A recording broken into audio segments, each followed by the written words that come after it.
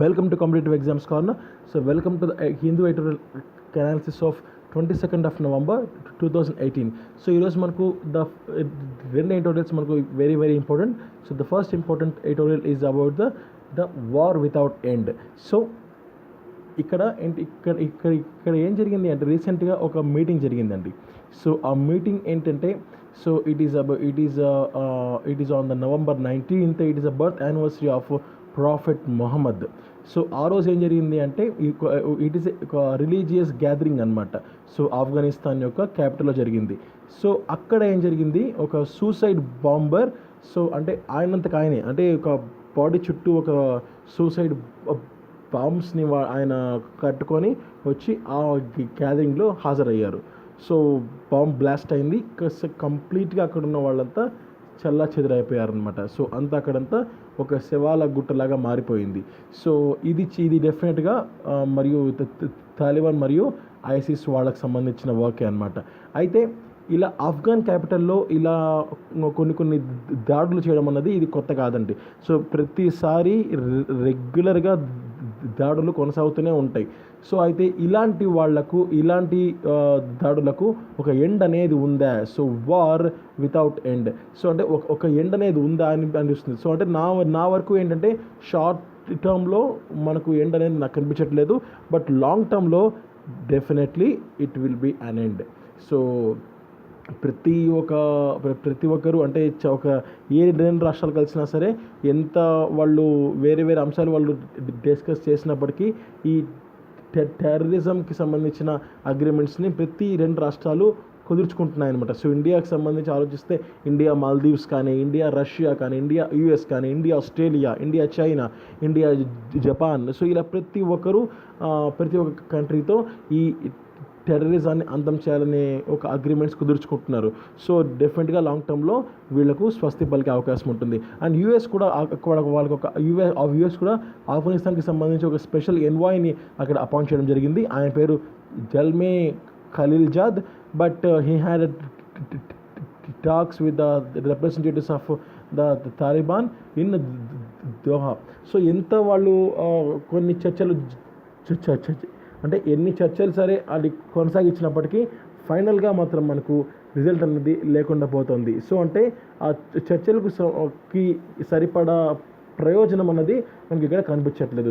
That is the main matter of concern in Afghanistan. So Afghanistan అందుకే వాళ్ళు economy పరంగా and literature అంటే ఐ మీన్ ఎడ్యుకేషన్ పరంగా సో వాళ్ళు కంప్లీట్గా వెనకబడింది అందుకే అనమాట.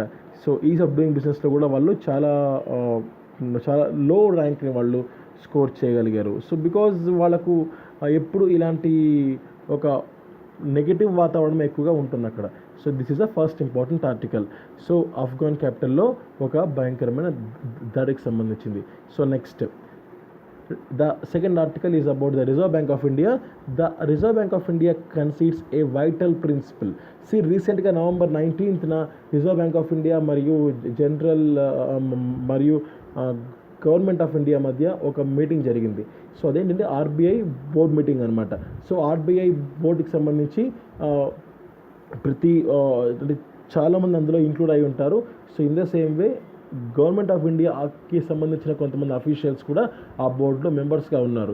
సో ఇండైరెక్ట్గా మనం ఆలోచిస్తే రిజర్వ్ బ్యాంక్ ఆఫ్ ఇండియాకి మరియు గవర్నమెంట్ ఆఫ్ ఇండియాకి మధ్య ఒక మీటింగ్ అన్నది November 19th అది చోటు చేసుకుంది.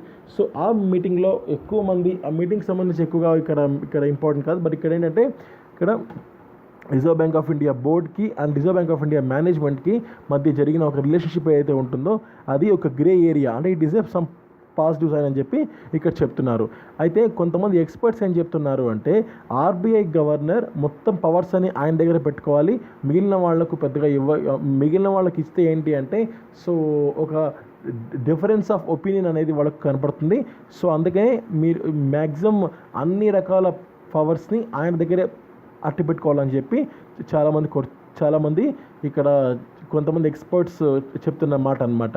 అయితే many content that the reserve bank of India board has played an advisory role in in the past should continue to do so. So అయితే ఒక ఆర్బీఐ బోర్డ్ అన్నది ఇంతకుముందు చాలా ఒక మంచి రోల్ ప్లే చేసింది కాబట్టి సో అది అలాగే ప్లే చేస్తుందని చెప్పి ఇక్కడ అంటున్నారు అనమాట. So there is no issues. So ఇంతకుముందు వాళ్ళ మీద ఒక పంచి సైన్ ఉంది కనుక వాళ్ళు ఎక్స్పర్ట్స్ చెప్పిన మాటల్ని వాళ్ళు పెద్దగా లెక్క చేయట్లేదు. And Reserve bank of India management may or may not accept the inputs of the board. అయితే బోర్డ్ మీద ఉన్న ఆ బోర్డ్ మీటింగ్ సంబంధించి ఉన్న ఆ పాయింట్స్ని Reserve bank of India management accept చేయొచ్చు లేదా యాక్సెప్ట్ చేయకపోవచ్చు. సో అది వాళ్ళ ఇష్టం. So this is called as a elementary corporate governance. So దీన్ని ఎలిమెంటరీ కార్పొరేట్ గవర్నెన్స్ అంటారనమాట.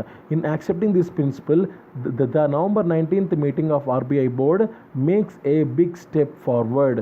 సో అంటే ఒక పాజిటివ్ సైన్ వచ్చిందనమాట ఇది ఆర్బీఐ మరియు గవర్నమెంట్ ఆఫ్ ఇండియా మధ్య. So the government's position is that the reserve bank of India's reserves are in excess of reserves typically held by the central bank elsewhere. So some commentators have described the government's position as an attempt to raid the reserves of the RBI to fund the fiscal deficit. So అంటే ఇక్కడ ఎక్కువ మంది ఆలోచించింది ఏంటి అంటే main governments కన్ను మెయిన్గా reserve bank of India reserves మీద ఎక్కువగా వాళ్ళు పడింది. సో వాళ్ళు ఆ రిజర్వ్స్ని ఎలాగైనా సరే మనం సంపాదించాలి ఫర్ ద ఫిజికల్ డెఫిసిట్ కోసం అని చెప్పి వాళ్ళు ఆలోచించారంటూ ఇక్కడ చెప్తున్నారనమాట. అయితే reserve bank of India reserves విషయానికి వస్తే మనకి ఇక్కడ రెండు రకాల రిజర్వ్స్ ఉంటాయన్నమాట రిజర్వ్ బ్యాంక్ ఆఫ్ ఇండియాకు సంబంధించి. ఒకటి రివాల్యుయేషన్ రిజర్వ్ మరియు contingent reserve. So revaluation reserve అంటే ఏంటంటే which have mostly to do with the change in the rupee of the RBI's holdings of gold and foreign కరెన్సీకి సంబంధించి వాళ్ళు యూస్ చేసే రిజర్వ్ ఏదైతే ఉంటుందో అది రివాల్యుయేషన్ రిజర్వ్. నెక్స్ట్ వచ్చి ఏంటంటే surplus earned by Reserve Bank of India every year, the remaining portion being transferred to government as a dividend. So దీన్ని కంటింజెంట్ రిజర్వ్ అంటారు. సో అంటే ప్రతిసారి కొంత అమౌంట్ని వాళ్ళు రిజర్వ్స్గా పేరు పెట్టి ఆ రిజర్వ్ని గవర్నమెంట్ ఆఫ్ ఇండియాకి ట్రాన్స్ఫర్ చేస్తారు యాజ్ ఏ డివిడెండ్. సో దీన్ని కంటింజెంట్ రిజర్వ్ అంటారనమాట. సో ఇలా రెండు రకాల రిజర్వ్స్ని Reserve bank of India maintain చేస్తూ ఉంది. And banks are subject to capital adequacy requirements. That is, they have to hold a minimum of capital against every rupee of loans they make. So banks కూడా ఒక new capital adequacy రిక్వైర్మెంట్స్ని వాళ్ళు form చేశారు. And ఇక్కడ PCA అంటే prompt corrective action. So prompt corrective action అంటే ఏంటంటే so reserve bank of India కొన్ని లిమిట్స్ని వాళ్ళు సెట్ చేసి పెట్టారు ఇండియన్ బ్యాంక్స్కి. సో ఆ లిమిట్స్ ఎవరైతే వాళ్ళు రీచ్ కాలేకపోయారో అలాంటి బ్యాంక్స్ని వాళ్ళు వీకర్ బ్యాంక్స్ అని చెప్పి వాళ్ళు నేమ్ చేశారనమాట. సో అలాంటి వీకర్ బ్యాంక్స్కి సంబంధించి ఆ వీకర్ బ్యాంక్స్ని వాళ్ళు పెద్దగా ఇంపార్టెన్స్ ఇవ్వరు. సో వాళ్ళ మీద ప్రాంప్ట్ కరెక్టివ్ యాక్షన్ అని చెప్పి వాళ్ళ మీద యాక్షన్ తీసుకుంటారనమాట. సో వాళ్ళకు ఒక పనిష్మెంట్ లాగా ఈ ఫ్రేమ్వర్క్ ఉపయోగపడుతుంది. అయితే గవర్నమెంట్ ఆఫ్ ఇండియా ఏం చేసిందంటే ఈ ప్రాంప్ట్ కరెక్టివ్ యాక్షన్ని వెంటనే మీరు లేకుండా చేయండి అని చెప్పింది. దీనికి కొంతవరకు Reserve bank of India okay చెప్పింది. So this is somewhat a positive sign between the Reserve Bank of India and the Government of India. So I hope this relationship between the Reserve Bank of India and the Government of India will continue forever and ever and ever. So much thank you for watching the entire video. మీకు ఏమైనా doubt ఉంటే కింద comment చేయండి, నేను reply ఇస్తాను. So have a nice day. Jai Hind.